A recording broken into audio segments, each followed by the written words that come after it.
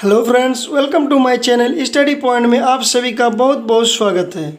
आज की इस वीडियो के माध्यम से एनएमडीसी के जीके एंड जीएस का बहुत ही इंपॉर्टेंट क्वेश्चन देखेंगे जो कि एग्जाम्स के पॉइंट ऑफ व्यू से बहुत ही इंपॉर्टेंट होने वाले हैं।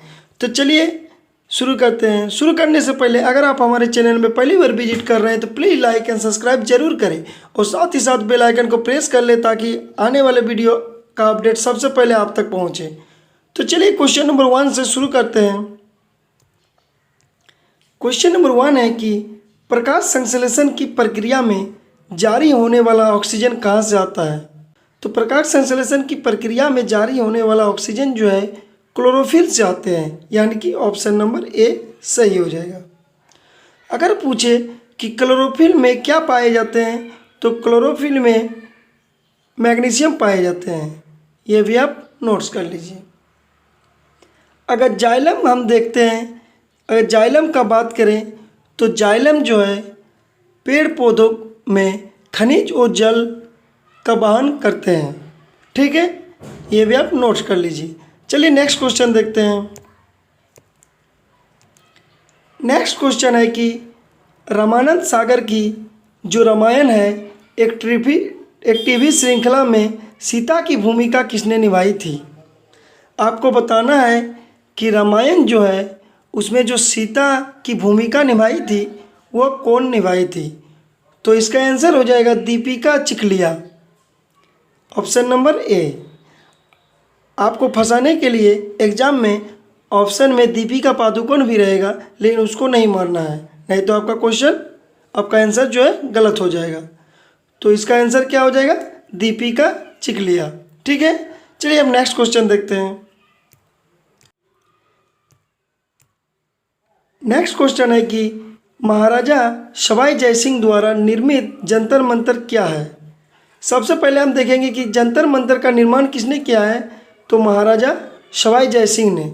ठीक है, और पूछ रहा है कि ये जंतर मंतर है क्या, भूदृश्य है या संग्रहालय है या किला है या खगोलीय वेधशाला है। तो चलिए इसका आंसर देखते हैं। ये जो जंतर मंतर है यह एक खगोलीय वेधशाला है। ठीक है, अगर पूछे कि जंतर मंतर कहाँ कहाँ है तो ये भी आप नोट्स कर लीजिए। जंतर मंतर जो है जयपुर में है, दिल्ली में है, उज्जैन में है, मथुरा में है और वाराणसी में है। ठीक है, चलिए नेक्स्ट क्वेश्चन देखते हैं। नेक्स्ट क्वेश्चन है कि तुर्की का राष्ट्रीय खेल क्या है, और आपके पास ऑप्शन 4 है जिसमें से घुड़दौड़ है, कुश्ती है, हैंडबॉल है, बास्केटबॉल है। तो तुर्की का जो राष्ट्रीय खेल है वो हो जाएगा हैंडबॉल, यानी कि ऑप्शन नंबर सी। ठीक है, और भारत का राष्ट्रीय खेल क्या है, तो वो है हॉकी। चलिए अब नेक्स्ट क्वेश्चन देखते हैं। नेक्स्ट क्वेश्चन है कि भारत ने अपने पहले उपग्रह का प्रक्षेपण किस वर्ष किया था।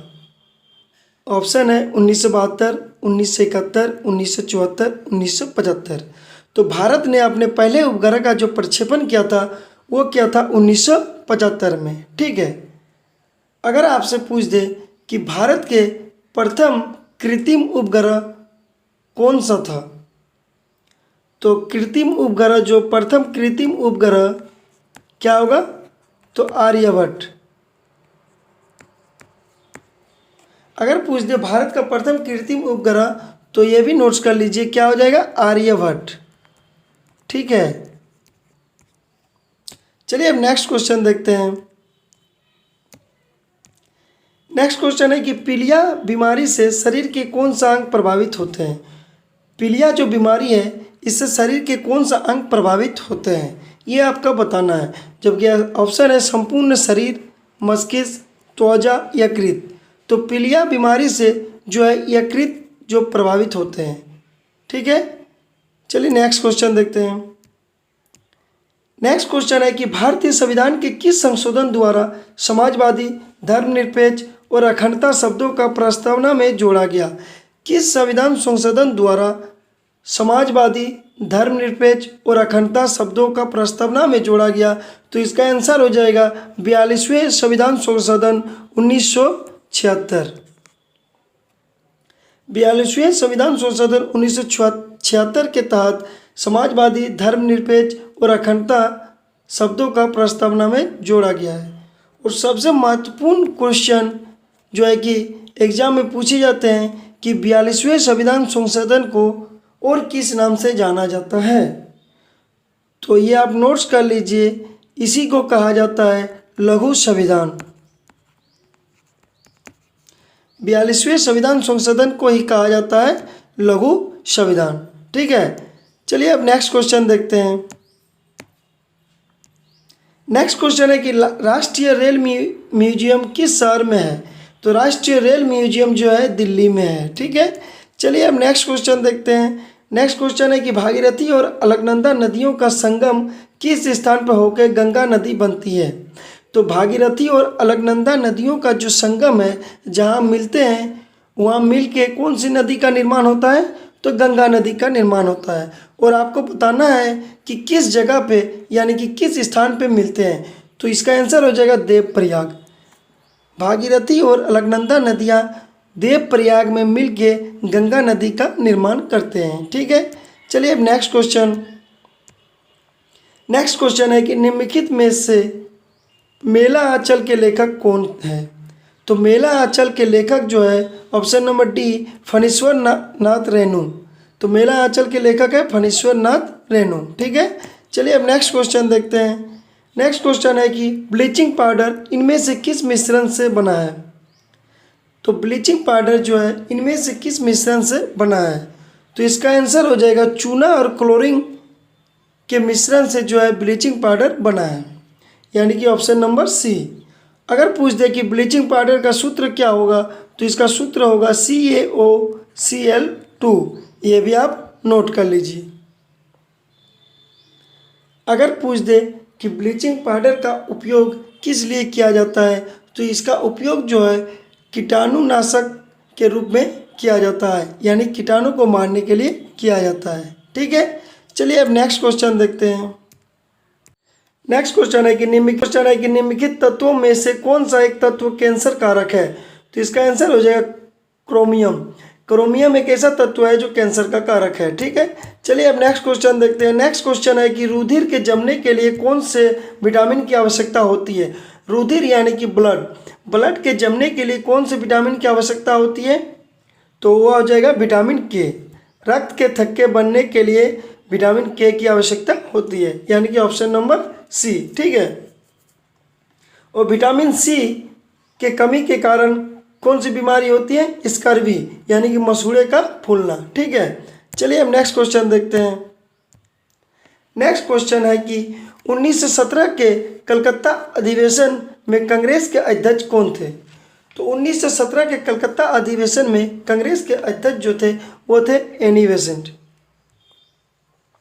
और एनी बेसेंट पहली महिला अध्यक्ष भी थे, ये भी आप नोट्स कर लीजिए। एनी बेसेंट जो है कि पहली कांग्रेस के महिला अध्यक्ष थी। ठीक है, और अगर आपसे पूछा जाए कि कांग्रेस के अधिवेशन में सबसे युवा अध्यक्ष कौन थे, तो ये बहुत ही महत्वपूर्ण प्रश्न है, तो आप नोट्स कर लीजिए। कांग्रेस के अधिवेशन में सबसे युवा जो अध्यक्ष थे वो थे मौलाना अब्दुल कलाम आज़ाद। ठीक है, ये आप नोट्स कर लीजिए। चलिए अब नेक्स्ट क्वेश्चन देखते हैं। नेक्स्ट क्वेश्चन है कि वंदे मातरम के प्रथम संपादक कौन थे? तो वंदे मातरम के प्रथम जो संपादक थे वो थे अरविंद घोष। यहाँ संपादक के बारे में पूछे हैं तो अरविंद घोष हो जाएगा। ठीक है, चलिए अब नेक्स्ट क्वेश्चन देखते हैं। नेक्स्ट क्वेश्चन है कि निम्नलिखित में से किस राज्य में दुधवा नेशनल पार्क स्थित है? तो आपको बताना है कि किस राज्य में दुधवा नेशनल पार्क स्थित है। उत्तर प्रदेश, राजस्थान, बिहार या मिजोरम। तो दुधवा नेशनल पार्क जो है वह यूपी यानी कि उत्तर प्रदेश में है। अगर आपसे पूछे कि दुधवा नेशनल पार्क किस लिए प्रसिद्ध है या फेमस है, तो वो बाघ के लिए प्रसिद्ध है। ठीक है, चलिए अब नेक्स्ट क्वेश्चन देखते हैं। नेक्स्ट क्वेश्चन हमारा है कि उच्चतम न्यायालय में भारत की प्रथम महिला न्यायाधीश कौन बनी? तो उच्चतम न्यायालय में भारत की जो प्रथम महिला बनी थी वो थी एम फतिमा बीबी, ऑप्शन नंबर सी। तो चलिए अब नेक्स्ट क्वेश्चन देखते हैं। नेक्स्ट क्वेश्चन है कि कस्तूरबा गांधी किसकी धर्मपत्नी थी? तो कस्तूरबा गांधी जो है महात्मा गांधी की धर्मपत्नी थी। ठीक है, चलिए नेक्स्ट क्वेश्चन देखते हैं। नेक्स्ट क्वेश्चन है कि थॉमस अल्वा एडिसन ने किसका आविष्कार किया? तो थॉमस अल्वा एडिसन ने बिजली के बल्ब का आविष्कार किए हैं। चलिए अब नेक्स्ट क्वेश्चन देखते हैं। नेक्स्ट क्वेश्चन है कि द्वितीय पंचवर्षीय योजना का मुख्य उद्देश्य क्या था? तो द्वितीय पंचवर्षीय योजना का जो मुख्य उद्देश्य था वो था तीव्र औद्योगिक विकास, यानी कि ऑप्शन नंबर बी। और अगर पूछे कि द्वितीय पंचवर्षीय योजना का कार्यकाल कितना था, तो आप नोट्स कर लीजिए 1956 से 1961। ठीक है, अगर पूछे कि द्वितीय पंचवर्षीय योजना का मॉडल क्या है, तो आप नोट्स कर लीजिए इसका मॉडल है पीसी महालनोबिस। कौन सा मॉडल है? तो पीसी महालनोबिस।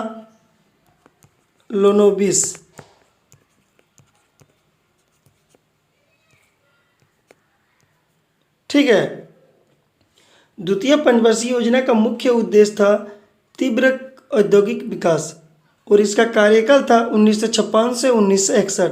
और ये कौन से मॉडल से आधारित है? तो पीसी महालनोबिस। अगर पूछे कि प्रथम पंचवर्षीय योजना का मुख्य उद्देश्य क्या था, तो उसका आंसर हो जाएगा कृषि का विकास। ठीक है, तो आज भर इतना ही। अब नेक्स्ट वीडियो के साथ मिलते हैं। Thanks for watching. अगर आपको हमारे वीडियो अच्छा लगे तो प्लीज़ लाइक एंड सब्सक्राइब जरूर करें।